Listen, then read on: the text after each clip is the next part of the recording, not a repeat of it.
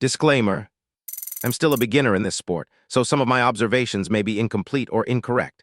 This evaluation is mainly based on my own match footage, the scoreboard data, and concepts I have seen discussed by experienced shooters such as Ben Stegher and Mason Lane.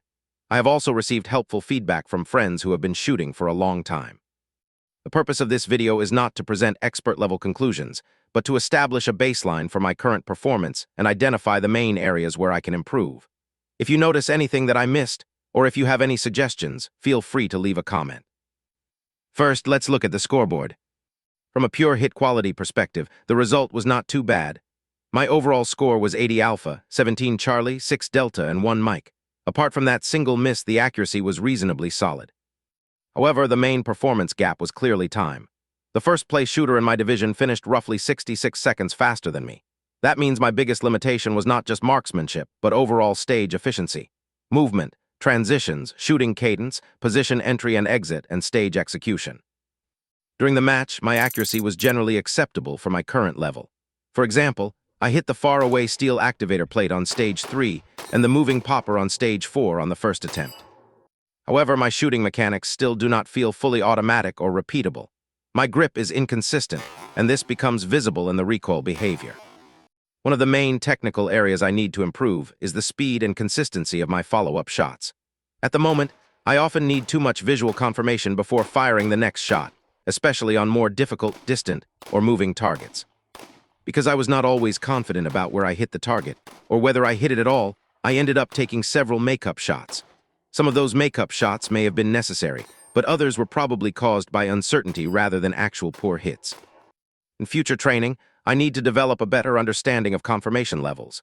In other words, I need to learn how much visual information is enough for different target types and distances. Improving this should help me increase my shooting pace while still maintaining acceptable hit quality. The area where I could probably save the most time is movement. Before this match, I had seen several videos where shooters lost balance or fell during stage execution. Since this was my first match, my priority was to stay safe, avoid breaking the 180, and avoid getting disqualified. Because of that, I did not move as aggressively as I probably could have.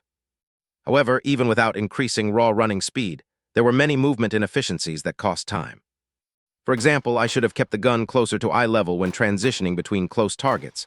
In several places, I lowered the gun too much, which meant I had to lift it again and rebuild the sight picture before shooting. That adds unnecessary time.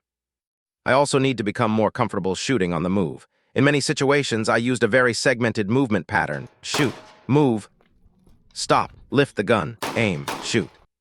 This is exactly the type of inefficient sequence that Ben Stegher often explains as something to avoid. Instead, I should work toward a more continuous and fluid execution model, leaving positions earlier, entering positions with the gun already prepared, keeping the sights closer to the target line, and being ready to shoot as soon as the target is available. The goal is not simply to move faster, it is to reduce dead time between shooting actions. A lot of these movement issues are also connected to stage planning. If the plan is not efficient, then the movement will also become inefficient, even if the execution itself is technically correct. In terms of execution, I was able to follow the plans I made for each stage. The only major unplanned event was the unexpected magazine change on stage 2. Even though I was able to execute my plans, the plans themselves were not always optimal. In several places, I should have positioned myself better for consecutive targets. Better positioning would have allowed me to engage multiple targets with less body movement and fewer awkward transitions. I also need to improve how I plan moving targets. When possible, moving targets should be engaged at predictable points in their movement, especially when they slow down, stop, or change direction. I did not always take full advantage of those timing opportunities. Another useful piece of advice I received was to squad with more experienced shooters whenever possible and observe them during the stage walkthrough. Watching how better shooters analyze a stage can help me understand more efficient target orders, shooting positions, movement paths, and reload points. The main lesson here is that stage planning is not only about remembering which targets to shoot. It is about designing a plan that minimizes unnecessary movement, reduces aiming time, creates better shooting positions, and connects each position efficiently to the next one. Overall, this match gave me a very useful baseline. The positive side is that my hit quality was reasonably good, and I was able to follow my stage plans without major mental errors. The main weaknesses were overall pace, movement efficiency, shooting cadence, and the quality of my stage planning. This was my first real performance baseline, and now I have a much clearer picture of what I need to work on.